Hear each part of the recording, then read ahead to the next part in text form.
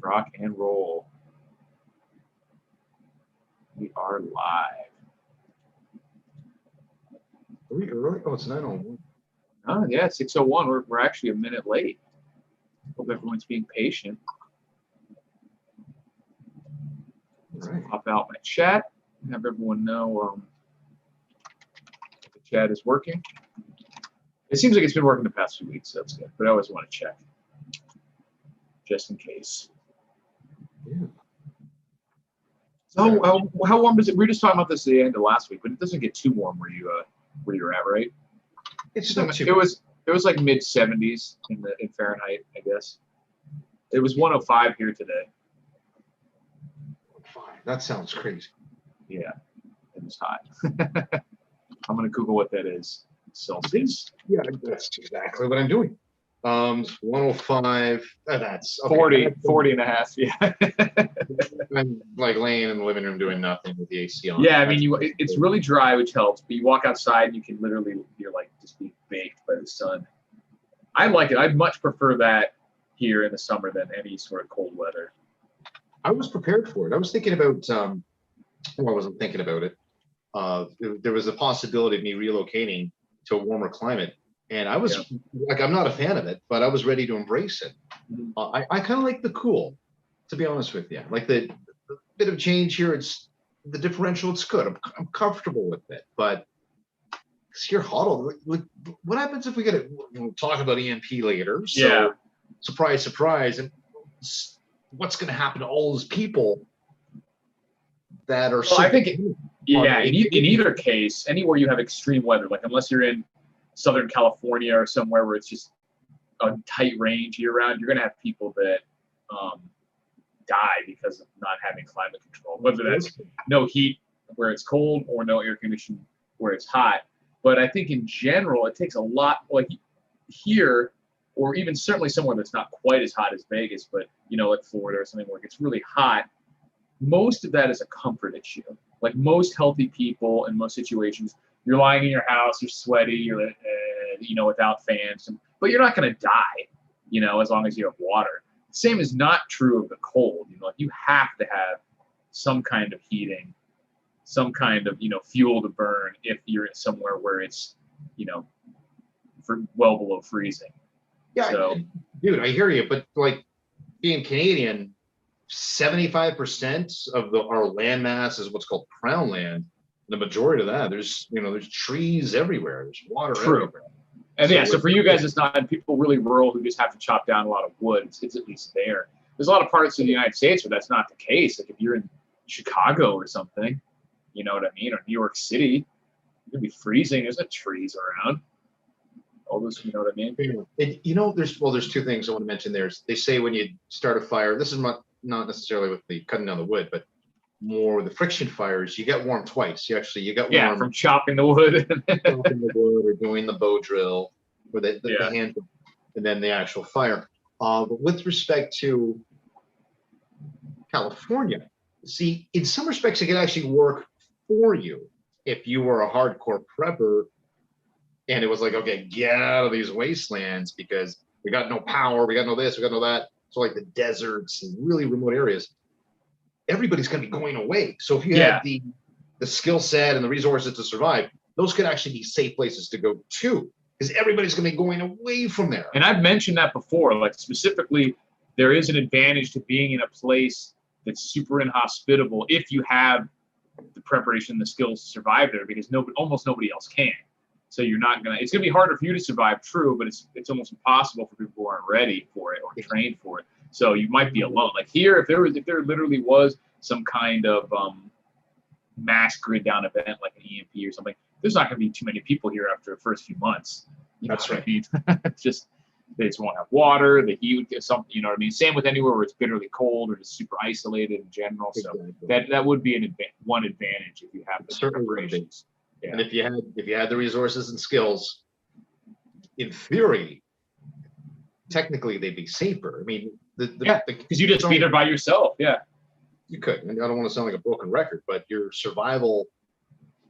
capacity to survive is directly correlated with respect to the proximity you are around desperate people that don't have survival skills. So the further away you are around the the further away from the masses, the craziness. And if you're not somewhere where anyone would ever want to go for it, like you're not near a massive water source or food source that other people would be trying to seek out, if you literally just have a shack in the desert or something, then yeah, you'd have to make sure you're really prepared ahead of time to be able to survive there. But no one's going to go out there. They would have no reason to. Exactly. Good evening, Lady T Survival. Good evening, First Last.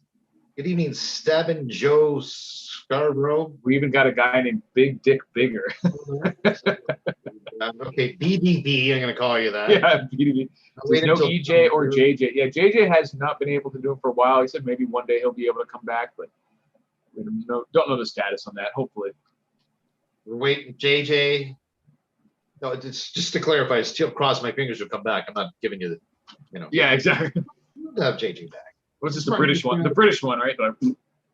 Yeah. EJ. I don't know. What did we say about EJ? I think we're just gonna eventually go. He had to bail for whatever reason, like 2 or 3 times, and so I think we're saying that maybe eventually we'll try to get him on again, but it just wasn't super high priority if he seemed to have trouble. So nice guy. If you don't know EJ Snyder, he's certainly an alpha male personality, I would say. Certain projects dominant characteristics, very survival, hardcore. Certainly has skill. He's on a couple television shows, Dual Survival, I believe. They did something with him, Naked and Afraid. Tried to have him on. I bashed him up a bit. I feel bad, but his knife, I stand by it. I'm not a fan of his knife. It's a very subjective, personal thing. There's a lot of things that pointed to me personally to suggest that probably not the best knife. So I was like, I wanted to be civil. Let's battle it out, DJ, and he just keeps canceling. Maybe it's a joke. What do you think? Is he mocking us, Eric? What's the trolling us? Is that the word? I didn't get that impression, but you never know. So hopefully we'll try again at some point to get him on. But it's interesting because it's interesting that you mentioned like knives and certain types of gear like that, because there's some things that are pretty much universal in terms of effectiveness. If anyone who actually uses something, a piece of gear, whether that's a golf club or a knife or anything, and they really use it and really know what they're doing, they're gonna gravitate towards a certain style or type of tool. But then there's other things that are completely preference based. You know what I mean? That some of those. So it's interesting to see what people enjoy using. When it's not one of those things that are objectively just a better tool. So. And those are the sort of the intricate details of what I would have loved to get into. Exactly. We could explore. I'm not a knife guy. I know a lot about knives and just tools and survival gear in general. But I'm not, one of these preppers. If you go back 5 years ago, that's what most of the channels were doing. It's just like a knife show. Yeah. Batoning left and right. They're always batoning. Oh, it's a good knife, and use the promo code, blah, blah, blah, blah, and get a deal on it. Yeah, we've had someone mention having Morgan is a great guest host. Yeah, she's been fantastic. We'll have her again on in the future at some point for sure. No doubt. It's more about just coordinating this stuff. I know I'm really bad about. For me, it seems like I get off the show Sunday night, and before I turn around, wake up next day, I'm like, oh crap, it's Sunday again. So I'm just really bad about coordinating this stuff personally. Eric's hair is reaching. Someone said Eric's hair is reaching the stratosphere. How high can it go? Yeah, we're gonna get the full-on Johnny Bravo before the apocalypse happens. We're all closed. I'm due. I got to get a haircut. Yeah, you're looking nice. Everything's closed in lockdown. So. Oh, that's right. That's so bizarre because we are completely open. Everything, really? Yeah, everything 100% capacity. Everything's just open. So we've been open, even here in Vegas, which like some places like Florida and Texas have been open for months. Vegas just completely opened a couple weeks ago, three weeks ago. So we're at full capacity. We're close. It's all kind of a blur to me, but I don't know if I'm into this. I'm into this. I'm grooving it. I got like this gray streak happening on the bang. It's kind of. I'm distinguished. All right. Distinguished. I found one that was like, I don't think it was a gray hair. I'm not willing to admit it yet. I think it was from the pool. The chlorine bleached it. Oh, it's gone now. Oh, where do you think they have those commercials? Touch of gray. Yeah, it's A touch of distinguished, gray. I guess, right? I guess some girls like a touch of gray. So there you go. Lady T survival. I think it's the only lady in the Right now, yeah.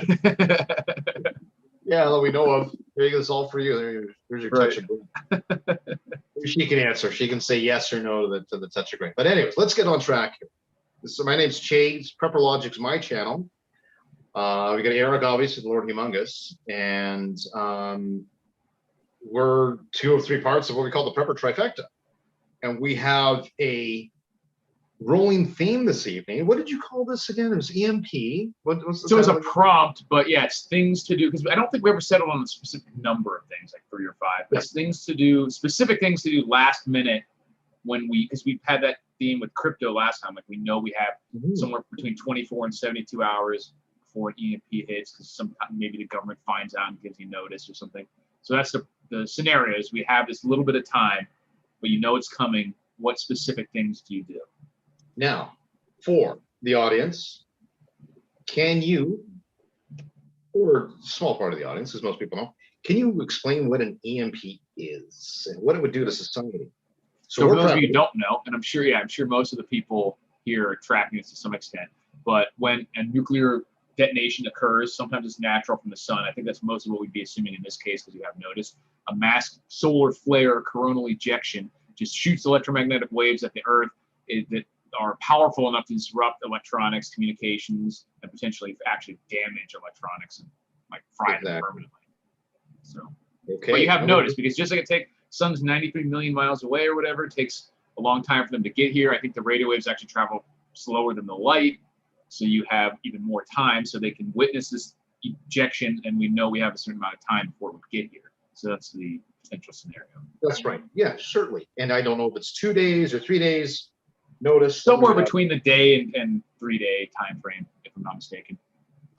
Okay, sure. So with that said, as preppers, the logic, rationality we sort of touched on last week is if we have this limited window, we're going to F mode, because if an EMP happens and the scale is so large, we're basically going into Pioneer Village days real quick.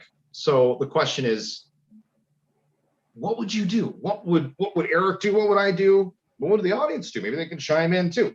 In the first, what did we say? Was it 24 hours or 12 hours? Or just 12? Whatever. I think 24 hours. 24 to 36 hours, we'll say. Your phone goes off. Eric, your phone goes off. Prepper Alert or whatever app you have, or you get a text from somebody that's into this. We should make that app, by the way. Prepper Alert. Prepper Alert. We have an EMP. It's coming. You've confirmed it. You went to NASA's website or whatever website. It's on the news. What's the first thing you do?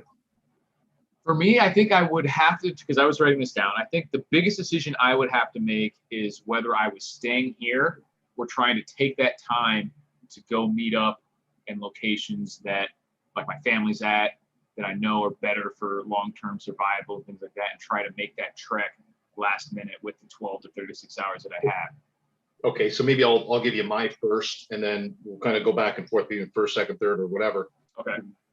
What differentiates between, you're saying, okay, maybe you'll stay there, or maybe you'll join family. What circumstance dictates or determine whether you'll stay there or go to family? The time. I mean, I'm 2,000 miles away. I have 30 hours of driving. So if it was less than that, I'm staying, obviously. You know what I mean? But yeah, so if it's 12 hours, I wouldn't be able to attempt it. But if it was 72, for sure, that would be the plan. Yeah, I guess that would, last thing you'd want is to be stuck. Stuck on the road somewhere, yeah. Yeah, or not even with you've got a Bronco. Yeah. Which. It's a 94. It'd probably be good, but yeah, who knows what it would look like. We really don't know. It'd probably be okay, but then you have all the cars around you that could be, some of them anyways, blocking highways, smashed up, traffic jams. Okay, interesting. Go to family. I would drop, boom. I got a loved one. It's funny, if you asked me this a month ago, I'd have a completely different answer. But things are the way that they are for a reason. So I've got I don't care to give too many details, but there's somebody that would be picked up very quick. And I would start actually moving resources out. There's 2 locations. Three, there's multiple locations. And my game plan to move resources, first off, connect with we'll start there. That's number one. Connect with this loved one. Connect with this loved one. That's number one. Okay, and yours is more or less kind of the same thing. Kind of along the same lines. Yeah, go to them if possible. Either best determine whether or not to stay in place. So what would number two be? Number two for me was I had make really quick Faraday cages for everything I have, like bigger ones. So I have small ones. I'm not expecting an EMP to be a guaranteed thing, but I know it's possible. So I have some small, amount of electronics that are stashed away in potentially protected way. But I would really quickly, try to get a couple of really big galvanized trash cans, put basically everything I had that could potentially be useful as electronic in a protected container. What a great idea. Listen up, folks. What a great idea. Even I've got, we got electronics here. Everything like laptops, computer monitors, everything I could think of as electronic would try to put in. What's the word? It is certainly not feasible to be living the way that we are with technology, in which we already have all the electronics we'll ever use in Faraday cages. No, it's just like we've got some stuff sort of. Yeah, I have some flashlights and things, but you obviously can't have everything just sitting in a Faraday cage all the time. Exactly. So if you got to notice, that's a fantastic idea. Write that down, folks. Good evening, Brian. Good evening, Eric and Shay. You guys welcome. Appreciate it. You rock, Brian. Someone had a quick question about Faraday cages. BDB says the Carrington event fried thick electrical wires. How are these tiny Faraday bags going to hold up? So from what I understand, I'm not an expert on this, but it's potential, or there's a possibility that with a actual natural solar flare, that smaller electronics wouldn't necessarily be affected that badly anyway. That type of EMP is mostly gathering on long runs of electrical cable and things like that, and would only hurt bigger things like transformers, like power lines, and probably wouldn't necessarily affect something like a phone. Whereas the nuclear EMP, I understand, is potentially the opposite, where it would fry delicate circuits and not hurt the big major pieces of equipment. But since I don't know what that's going to look like in real life, I would go ahead and prepare by putting it all in there anyway. Dude, you said the magic three words, which is I don't know, and maybe we should look at getting a hold of Michael Maloof, who wrote a book called A Nation Forsaken, and he's sort of the one. Yeah, there is a. Sorry, I keep interrupting you today. Sorry, there's a guy. It's a YouTube channel. I think the guy's like a prepper, and he does almost all EMP material. And I think it's an EMP doctor. I have had no interactions with him up to this point, but I definitely would like to get in touch with him and have him on there, because he's an engineer of some kind who covers all that stuff. So excellent. And that's a big area of contention for me, because there's a lot of misinformation. So I'd rather feel more comfortable and confident saying, I don't know, rather than giving you some bullshit answer and rambling off like I'm some sort of authority or expert on the topic. I certainly know a few things, and Bear certainly does as well. And there was a question here: would burying Faraday cages help? I'm not too sure. That's the question. Would burying them? I don't think it would make a difference. I mean, because I've heard that, this is another thing that I've heard, but don't know for sure, is that technically speaking, a Faraday cage doesn't need to be grounded, and grounding it improperly could actually make it worse. But that if you do ground it, you have to ground it completely, or else it can cause an issue. But the way that they work, it doesn't necessarily need to be grounded for it to protect the items. We'll backtrack here for a second to what BDB said, a Carrington event, and that was in the 1880s, I believe. It had very little effect on humanity. So basically, there was a huge EMP. It was the result of, obviously nuclear weapons didn't exist. So it was a result, it was a natural from the sun. And it didn't really affect a lot of people, because I mean, the amount of society that was dependent on electricity at that point was not very much. I think it was mostly telegraph cables that were affected. Yeah. That's all that really was there. Reports of people actually getting electrical shocks from the telegraph machines, but there was a very little impact. So it's not so much the EMP that's going to mess us up as much as it is our dependence on the technology, right? Our psychological, our lack psychological adaptability that's going to put most of society into F mode. There's a question here that says, do microwaves work? I've heard if you put your cell phone in a microwave, and theoretically, yes, and a microwave is a Faraday cage. I've heard if you put your phone in it and try to call it, in theory, the Faraday cage should block out the electromagnetic, the signal completely. So that's one thing I would do to test it. Right. Long and the short of it, Faraday cages, Michael Faraday, the guy that invented the technology, they work, but it's hard to speculate, what items would be fried or what items wouldn't be fried, because there are just a multitude of factors. The magnitude of the EMP, the nature of the EMP, the proximity, is something, back when they were looking at the experiments with nuclear weapons in the 60s, Starfish Prime, other sorts of experiments, the Americans and the Russians, they found that even if wires would escalate or magnify the electrical signal. So you could have a device here, and if there was a wire connected to it, and this wire got hit by an EMP, the electrical signal would travel up the wire. So there's certainly a lot of what ifs and unknowns. And yeah, anyways, Eric. Yeah, that was it for that one. Yeah. It's put everything. That was my second item, would be if possible, protect everything that I could. Electronics I thought would be useful. Okay, yeah, my second would be, that's great, man. That's actually really, that's a really good point. My second would be, touched on it, would just be to expand my resources, put them into other locations. And the reason for that is I'm pretty much compromised as a prepper, I think, in a lot of respects. There's enough people that kind of know who I am, and because I teach locally and stuff like that. So I'm going to be a target. I'm just assuming I'm a target. So love it. Bring it. Come here. Guess what? We're not going to find a thing. So I'll certainly be spreading out resources to other locations. That's kind of the same as my third thing, which was bolster last-minute stockpiles and do any staging necessary in terms of where I want to have it here. If I was staying put, if you have 12 hours and he goes back to 24, whatever, goes back to what we were talking about last week, or what would you do to gather more resources? Spend all the money you have, obviously, right away. It's going to be worthless. Try to basically convert everything you have into something that you're going to be able to use after this happens. Yeah, it's scary, isn't it?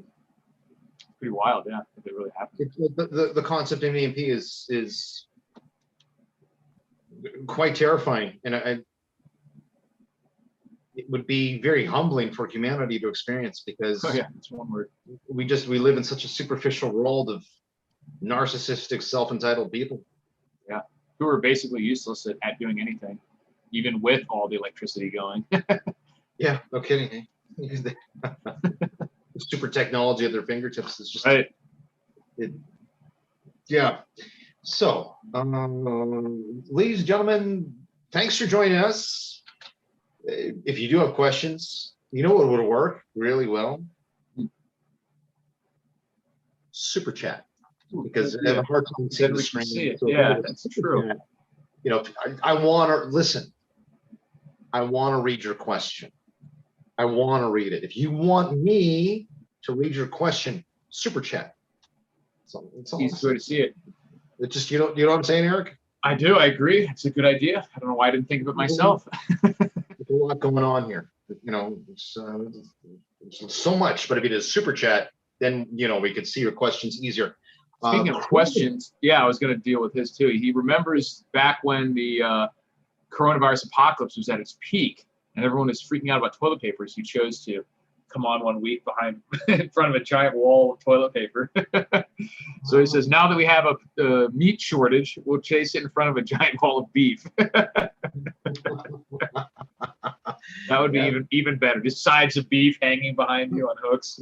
Let's see some here. Oh, here. Yeah. That's fun. We're going to see the beef. You can't show your beef on YouTube. Yeah. You can't? Well, it's not beef. I don't know if you can see it or not. Oh, there you go. Yeah, there's something there. Nice. It's just one dash. There you go. Nice stash. Right on. Anytime there's a shortage of anything, we should just come on and. Now it's all black. Did we lose you? We'll come on and show.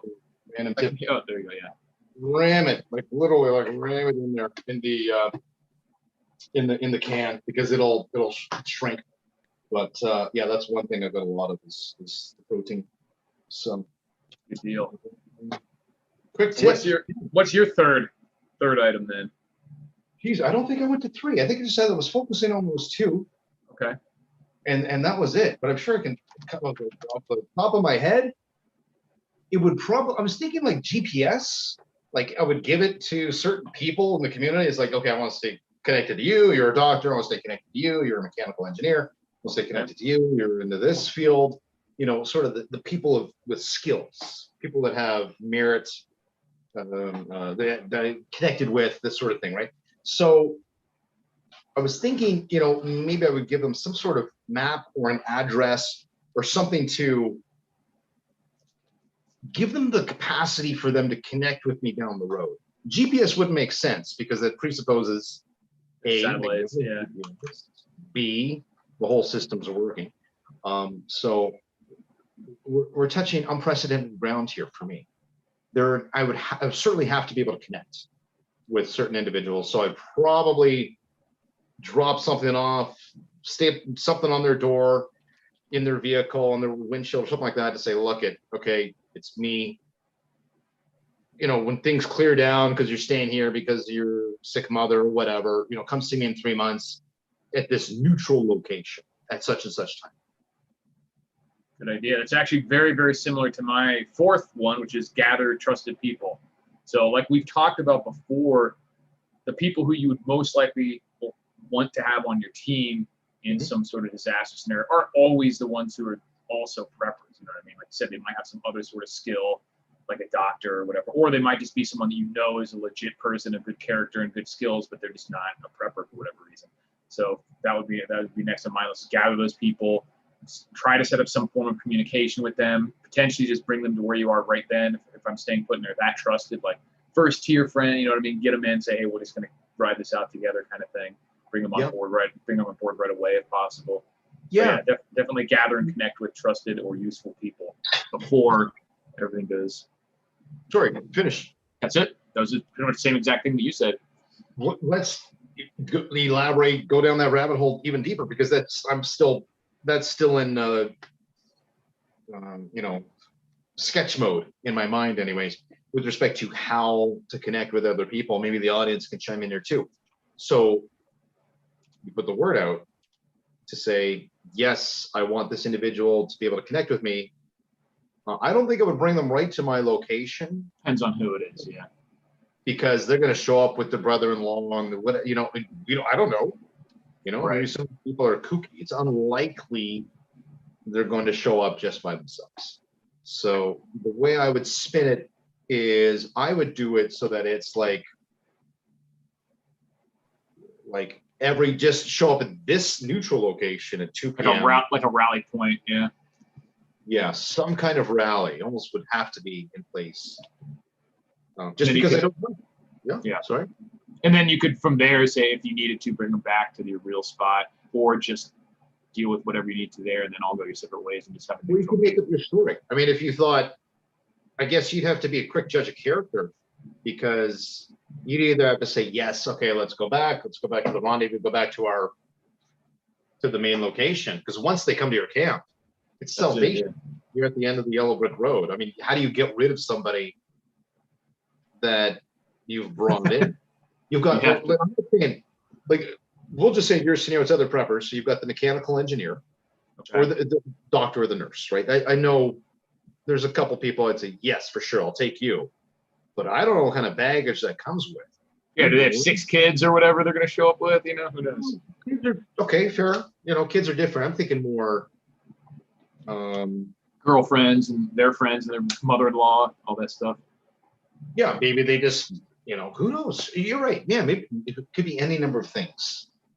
But maybe that's the baggage that you have to accept with maybe that's a part of the program if you choose to accept them. You've got to take the, it's the whole package. You can't blame them. Somebody came to me, somebody came to you and said, Eric, let's just say I was down the road from you.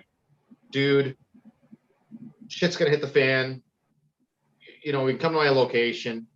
I would just assume your girlfriend, parents or, whatever, they're coming. And I wouldn't say no. Right. Just want Eric. Right. Yeah. He's a useful one. You guys. That wouldn't be fair. Yeah. It's not realistic. Yeah. Yeah. Reverend Righteous has a good idea. Say maybe give them some kind of Faraday cage box with a pre-programmed or already set radio inside. So you could say, hey, on channel, it's already on the channel, whatever. Every day at noon or whatever you can, or sunrise or sunset, or I'm not waking up at sunrise, fuck that.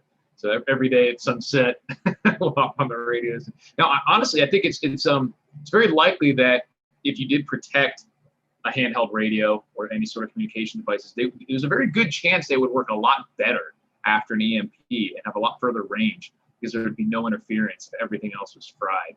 So I wouldn't count on that, but it is possible. That was how The Walking Dead started. The very first episode with that. Oh, that he heard from something from really far away. He wasn't in the first, he was. Because he was in the hospital. Or whatever. First episode was the African American gentleman, and then he came back. He was in Fear of the Walking Dead. He jumped back. Yeah. Right. Right. Do you remember that? The radio. I don't remember the radio specifically, but I know the character you're talking about. Okay, well, at the end of the episode, it was like Rick Grimes. It was like this endless, forever battery that worked on this walkie. And then he made this promise. He says, okay, every day at sunset or whatever it was, I don't know. Every day I'm going to call on the radio and, we're going to, whatever, pass, exchange recipes. I just wanted to stay in contact, right? So, yeah. You don't remember that? I do now vaguely, yeah. It's been a while since I've watched the first season. Yeah, it's, 10 years. Sure. Yeah. Interesting. Okay. Any more points from you? First thing. Yeah, I had. Other than that, I only had two that were like one in the same step, which was just at that point to set up some kind of security plan, and for however many people and situation you ended up with, and then just try to come up with like a tentative timeline or contingencies for the things that you think might happen. Like, okay, are we bugging out? Are we really bugging in for we'd mentioned earlier in a situation where I'm somewhere where people might leave? I might have a plan to really hunker down for like a month and maybe not even leave the house. And then after that, start venturing out. Try to come up with that stuff ahead of time. Make sure you have all the stuff staged and prepared and all that stuff. Just kind of figure out what the next year or so is going to look like and see if you can think ahead of time what you're going to do. Really good point. And that's probably where I would start focusing the last part of my energy before things go wild. I think it would be, you've got the window, like we talked about last week, where you could certainly entertain the last minute grabs for certain resources. But from there, sure, it depends on the certain specific factors. I think if you grabbed people that weren't preppers at all, to know that you were a prepper, said, hey, here's your 870 Remington full gauge, and they understood, okay, shit's going to hit, that they would be quick to jump on board with the security plan. So whether or not moving or staying in place, yeah, that's a tough one, because if you stay in place, well, the madness is going to come to your door one way, shape, or form sooner or later. If you're in the city, forget, it's game over. Let's hate to be. Can you see it any other way, Eric? Not really. Not if you're talking about like a big city. Yeah, you'd really have to. I think if I was in a massive city, that would definitely be my plan. Would be to try not to leave the whatever immediately. Either get out right away if you had advance notice and it didn't look like it was going to be too crazy, like I mentioned, move immediately, or be able to lock down for a few weeks / months, like not even leaving their apartment, hopefully, and then try to sneak out of there when everyone else was hopefully either gone or demised. It kind of plays out the same way. Like I don't replay this all the time while I polish my shotgun every night. Right. But these scenarios sort of they encompass me, and I think, well, probably like I have the same answer that I did 5 years ago. If you had to stay in place, you're going to want to do one of two things to your place: either fortify it, board up your windows. I guess you could do both technically. Give it the illusion that it's been ransacked. Right. Smash some shit up. Take some drawers and clothes and throw them out on the lawn. You want to make it give the appearance or the illusion that it has been compromised, with the hopes that people are going to ignore it. If there's 3 houses in front of me and one of them looks like a train wreck. Right. Now, I think if you're in a suburban area, kind of like I am now, I think it would be inevitable that at some point some people would be going after a massive collapse like we're talking about. So people would be going door to door and eventually get there. So you'd have to be ready for it to happen at some point. But it might not be. You could definitely make sure you weren't initially targeted. Well, I'll share something.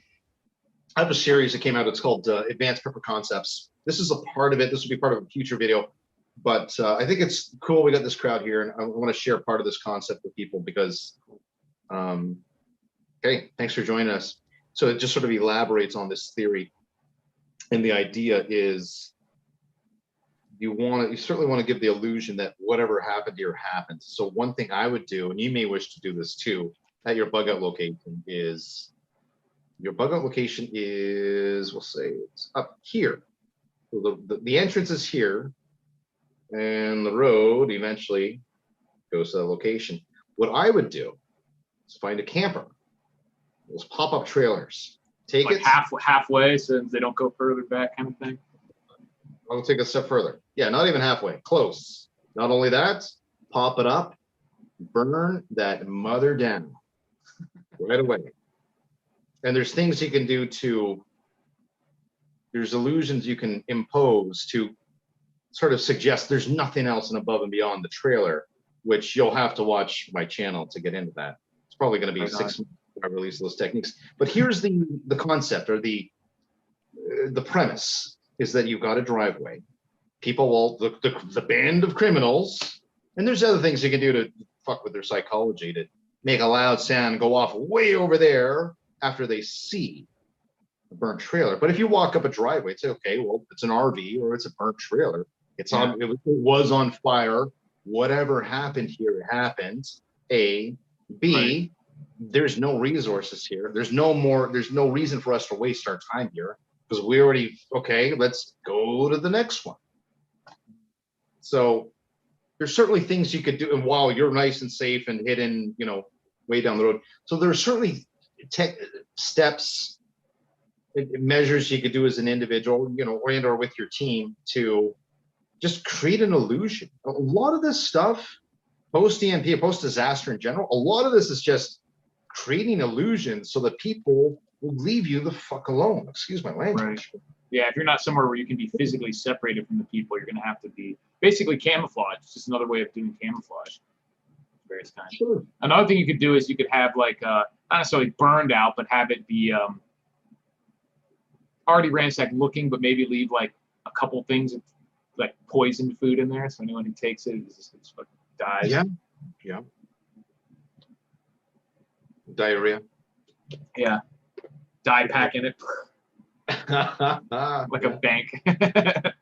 Yeah, you could obviously booby trap it and stuff. Actually, it's funny you mentioned that because I actually have some food that it's gone rancid. It's for learning processes when I was younger, trying to store stuff, and I kept it all because I always thought it would be good to have they open the cupboard, there's the food, okay, take it, right? Take it and go. Yeah, and then they don't have the real stuff. It's food. The problem with someone else mentioned traps too. One. I think the issue with the traps would be if like say you have a large group of people, or even not large, but there's some group of bad guys, let's say, they get to you, they find your driveway, they get to that first camp or whatever. If the place is like rigged, they would assume that the people are still alive, are still around, potentially have more stuff somewhere. I think they would, unless it takes them out, I think they would look even more aggressively. If they show up and it looks like everything's like there's just nothing there, they probably would just leave, which I think would be a much better. So I think you would have probably, if you wanted to have booby traps, it wouldn't be at the decoy. It would be if they made it past that and we're on the way to your real place. Then you have to start setting up the booby traps. Because you don't want to put them on high alert. The point of the decoy is the opposite. Get their defenses gone to think like, there's nothing here.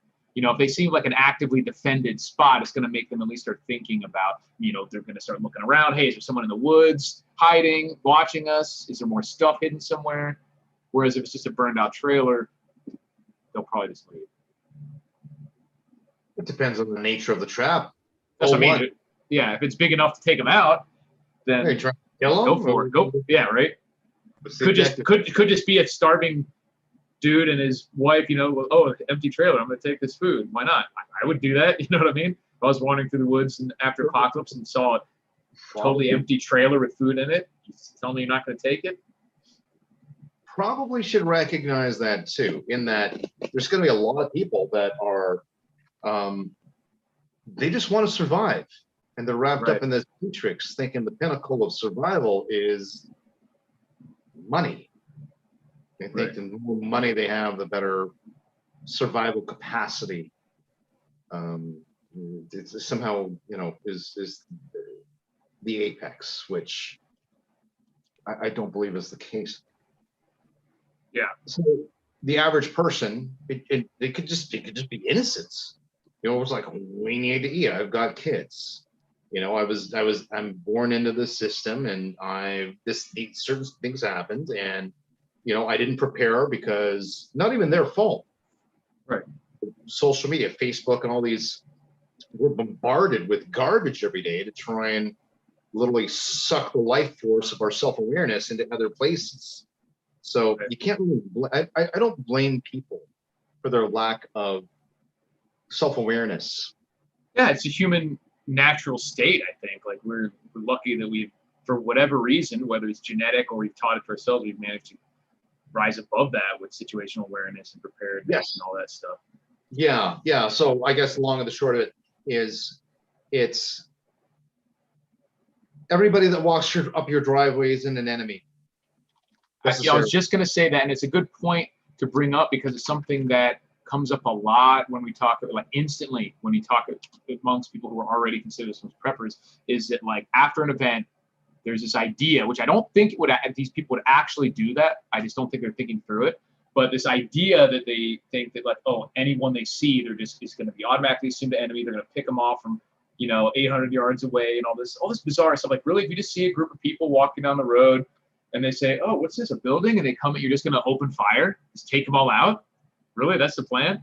Or they're like, no one will get, like when they're leaving the cities, no one's going to get near my farm. I have a rifle and I can see for 1,000 yards and shoot at 800. So like, so the first time you see anyone come within 800 yards of your property, you're just going to blow them away. It's a lone person just walking down the road, trying to get out of the city. You're just going to blast them. Like that's the plan. Like that's not a good idea. Well, yeah, you're right, and that's the extent of the rationality of most prepper groups, even survival channels. These hardcore guys that have militias, it's security, kill. There's so much focus on. Well, I think it's more strategy. We're so strategic to kill. Well, how do you know the person is necessarily evil? How do you know that it's just somebody? Like someone here said, anybody with face tattoos can smoke, no question. So you see Post Malone. You see Post Malone makes it out on a bicycle and he's gonna blast his head off with a shotgun. You seem like you could be a pretty chill guy. No. Or what if it's a chick? What if it's a chick with a face tattoo? Got a little heart, you know what I mean? Anybody with face tattoos gets not just like we'll call it, gets smoked. Yeah, smoke you. But the point stands. Like, and I don't think these people would just blow away the first person they see. I just think they're not thinking about it. They assume that it's going to be obvious whether someone's a threat or not. And it won't be any more obvious than in regular life. I think it'll be even less obvious most of the time because it'll be in a desperate situation. Well, it would, and that's something I've worked through previously with my advanced prepper concepts theories.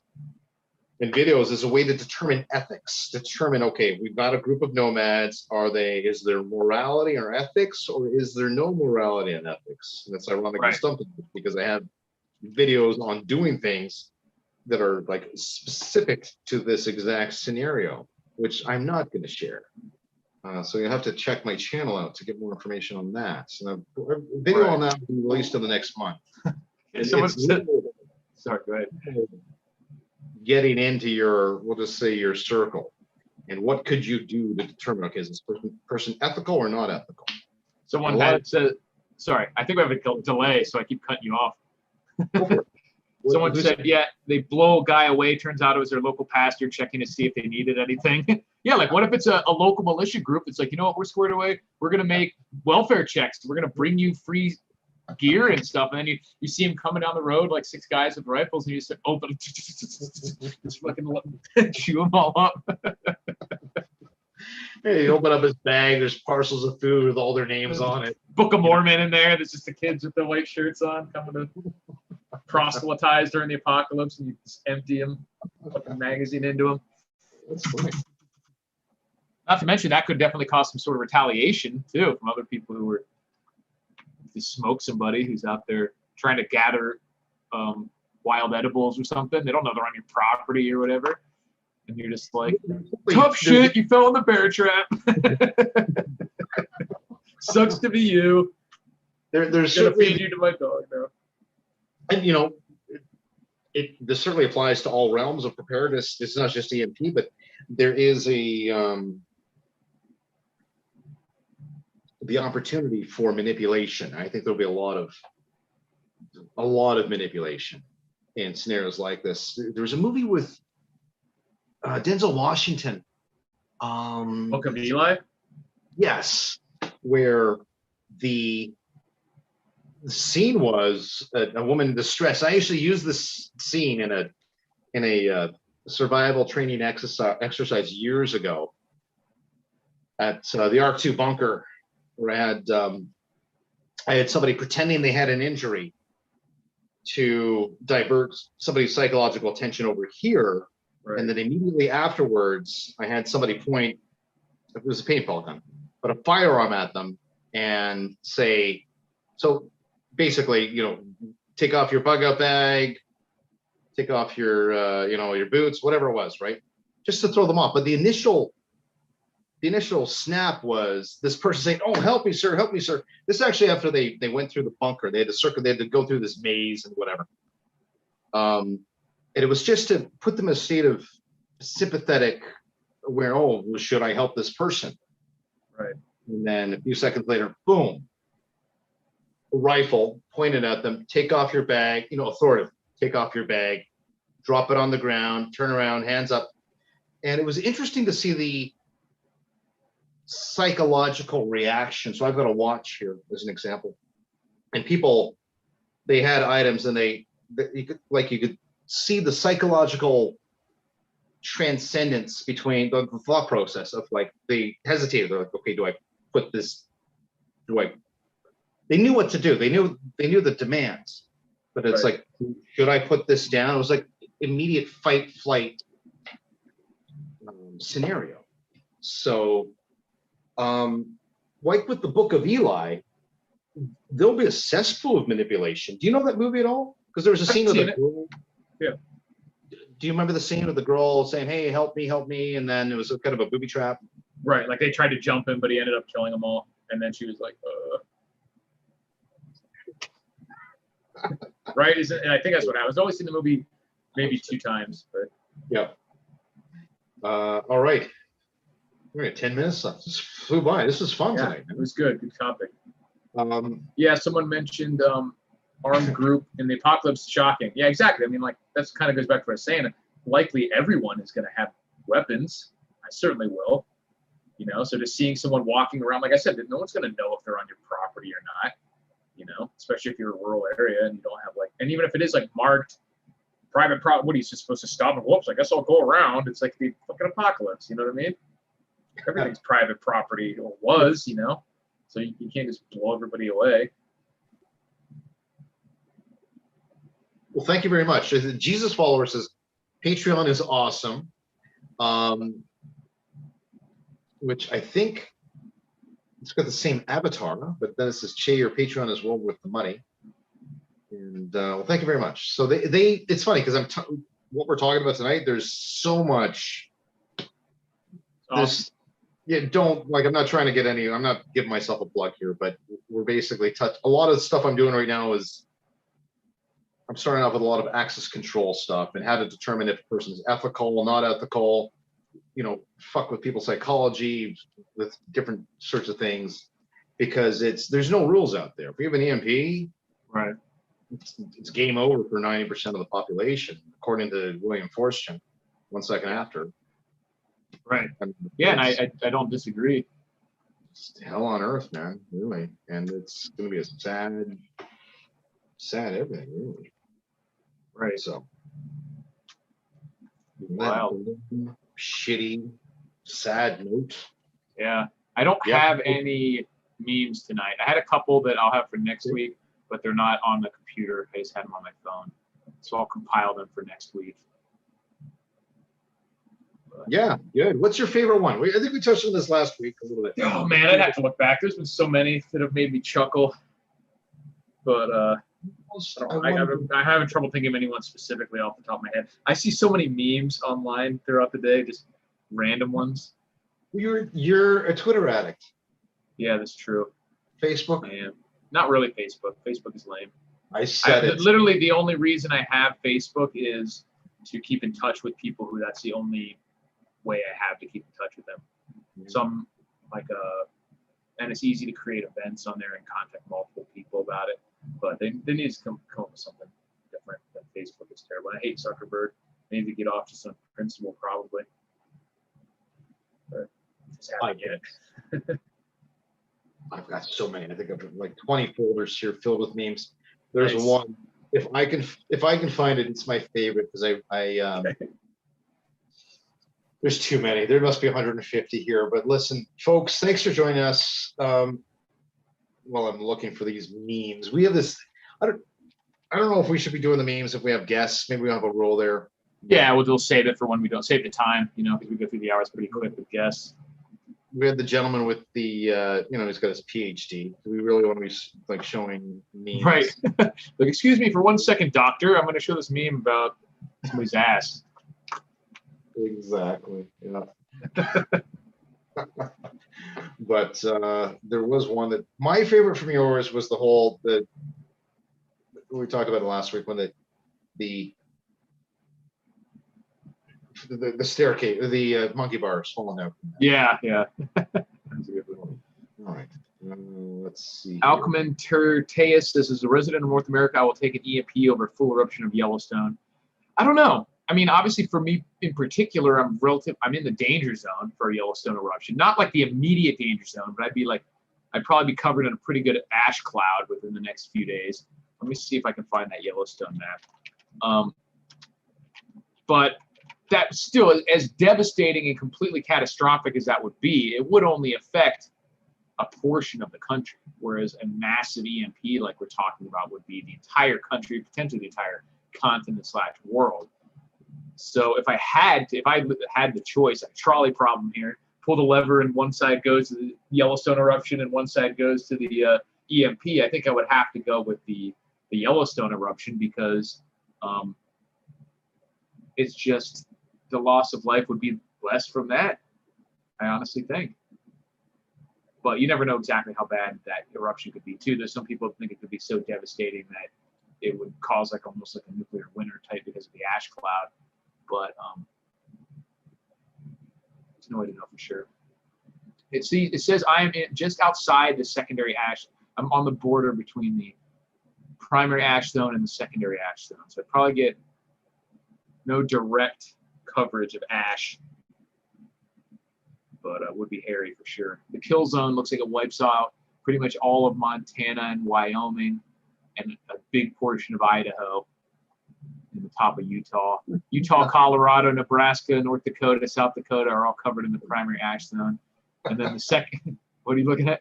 Sorry. I'm looking at, trying to find my meme. You're what? Oh, you're just looking at random memes, trying to find it? I'm trying to find. Yeah, I might have to. We might have to show that one. A couple of these are pretty good. Okay. Sorry, I didn't mean to. No, that's it. That's all I had. I was just saying if I had to choose, I'd go with Yellowstone over a massive EMP. Okay. Yes, I would too. Localized. Yeah, the loss of life would be less. It certainly would be. I don't know if these are appropriate. Some of must have 150. We certainly did a lot over the years. But long and the short of it, it's a volcano. Disasters differ where you live. So certain parts of the world, you're going to be more susceptible to certain types of disasters than others. I have no concerns over any type of volcano per se. Right. I certainly underestimate water. Because in Canada, there's just water everywhere. It's another example in terms of local resources where Eric, it's a huge primary. Yeah, and it wasn't in Florida, which is interesting. I went from being in the same situation that you are, where water is literally everywhere. You could dig down 4 to 6 feet and water would start seeping up into the ground. You know what I mean? Rains literally every day in the summer, that sort of thing. To coming out here where would be my primary concern in any sort of shit the fan scenario would be making sure we had enough water. Yes. It's an interesting switch. Water is life. Yeah. Water is life. Ladies and gentlemen, hang on for 2 minutes. I'm going to email. I don't know if this is appropriate or not. I'm going to email. Sounds like a good one. It's pretty funny. It grabbed me. If I can find it again, did I lose it? We'll save it for next week. There you go. You have to see it next week. I just don't want to dig it up right now. What's memes next week? What's the questionnaire? What can I think about? Ooh, good question. We could let's get the public. Let's get the audience involved here. Yeah, think of a good prompt for next week that we will cover if we don't have a guest, and if not, if we do find one, we'll push it to the next. So if you guys have any ideas for a prompt, if we can't think of one within a minute or two, we'll log off and think of it offline. Just log off and say screw you, and maybe we sorry guys. Yeah, right. Maybe we just won't even be here. But if you think of a prompt, let us know. And as always, check out Jay's Patreon. He's talking about all the cool stuff he's going to be covering there. RuleTheWasteland.com. 4th of July is coming up, so you can get a cool Killdozer shirt to tell people what true freedom, fighting for freedom is about. Making it Killdozer. Do you sell that shirt? Mm-hmm. I thought the ones that I've been wearing. No, I made those. Okay, I didn't know that. Yeah. Well, and the survival fishing kit as well. Yes, know that. Rule the Wasteland.com is the Shopify store. It looks pretty. I don't like the way the store looks. I think it looks cheap. But are you wearing the shirt right now? Oh, I'm wearing one of them, just the Rule the Wasteland one. I don't have the Killdozer one on. I want to see the Killdozer one. If you click on the apparel section, it's got the chick there. Wasteland Designs. Yeah, that was a great. Did you end up checking out that link I sent you last week, like the documentary on it? The Killdozer? Yeah. No, I didn't get a link from you. Okay. I don't think so. What made you make that shirt? I just knew about the event years ago and always thought it was hilarious. Was a big fan of the Cooldozer, but thought it was awesome. And so I started with the design, and I think I had the shirt made before that even came out ever, even the documentary. Wow. Because it was in 2004, I think, was the June 4th, 2004 was the Killdozer. Yes, we just had Killdozer Day last week. Fascinating story. I might have to listen to it again. I watched it after the episode last week.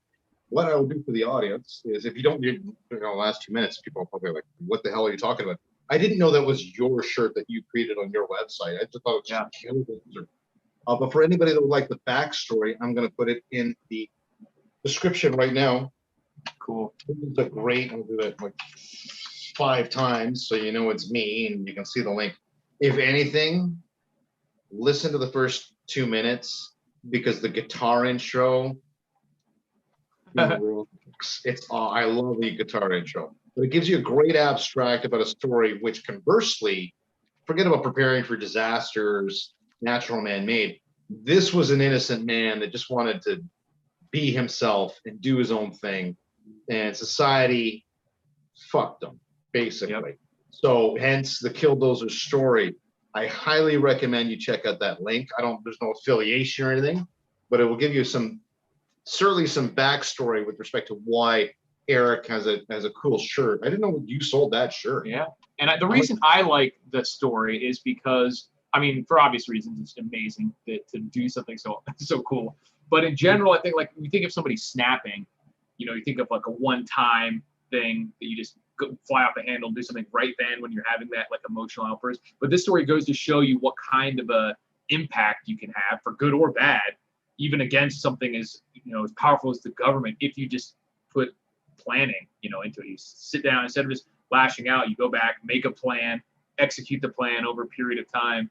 You could be pretty unstoppable. So it doesn't have to be to smash down your whole city. It could be for something more altruistic or not. But the point stands, which that's what's really impressive to me. Like if you really put your mind to something, prepared, which is what we're always talking about, then you can do some pretty crazy, unstoppable things.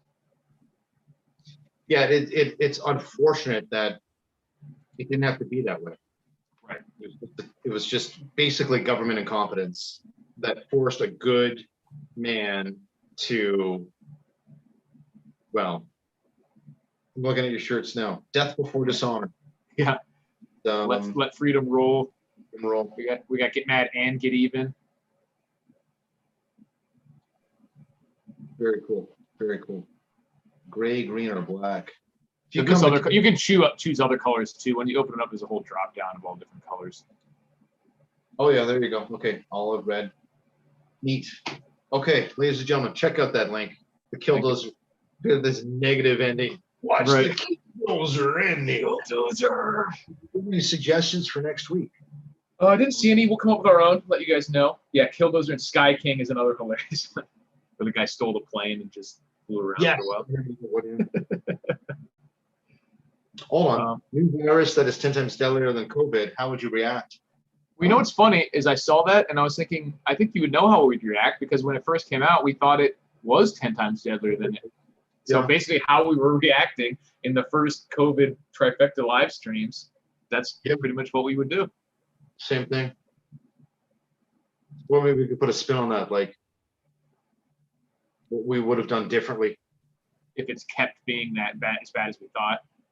Let's just, you know, let's go back a year and a half ago or whatever it is, and what would you do differently? What would I have done differently, knowing what we know now, if we had COVID 2.0, if it was 10 times deadlier or the same? How would we get preppers? We would react. I took it seriously. You did. Well, we don't have to answer this now. Maybe that could be the question. That's what I mean. Yeah, we can use that. Cool. We'll come up with the exact wording for it. But yeah, we can deal with that. That'd be cool. Assuming we don't have a guest that needs to come on. But awesome. Well, 7:05 now. I think that about does it, ladies and gentlemen. Appreciate everyone watching. It's been awesome. Make the time fly by. Good questions. Thank you, everybody. Absolutely. We will see you guys next week.